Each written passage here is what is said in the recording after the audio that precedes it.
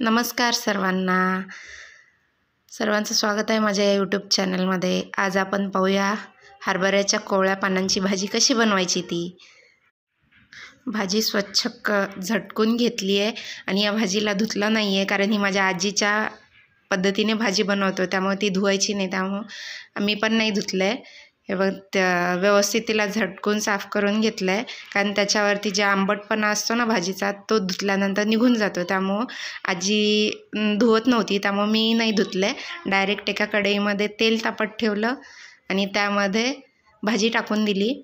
भाजी टाकल्याच्या नंतर ना त्यामध्ये आपल्याला हिरवा ठेचा टाकायचा आहे। त्यासाठी हिरव्या मिरच्या घेतल्यात, काही लसूण घातला, त्यामध्ये लसूण घालून मीठ टाकून वाटून घेतलं आहे आणि तीच वाटलेली मिरची भाजीत टाकून घेतली आहे। तुम्हाला हवं तसं तिखट टाका तुम्ही। हे बघा, मिरची व्यवस्थित त्या भाजीमध्ये मिक्स करून घेते आहे। बघा, अशा प्रकारे किती भरपूर भाजी होती ना, केवढीशी झाली। हे बघा, अशा प्रकारे व्यवस्थित मिरची मिक्स करून घेतली आहे। काही नाही, साधी सोपी भाजी आहे आणि खायला पण खूप चविष्ट आणि खूप पौष्टिक आहे। तर तुम्ही आता सध्या सीझन आहे तर ही भाजी अवश्य करून बघा।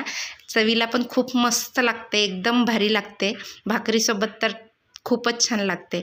आता या भाजीमध्ये आपल्याला ना जाडसर वाटलेलं खमंग असं खरपूस भाजलेलं शेंगाचं कूट टाकायचं आहे। जाडसर वाटलं आहे ते मी, आणि चवीनुसार मीठ टाकायचं आहे, कारण पालेभाज्यांना ऑलरेडी थोडं मीठ असतं आणि हरभऱ्याची भाजी म्हणजे त्यामुळं त्याला मीठ असणारच, म्हणून चवीनुसार टाका तुम्ही हवं तसं मीठ।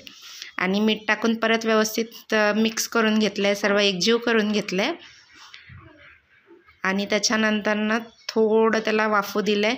हे बघा, अशा प्रकारे आपली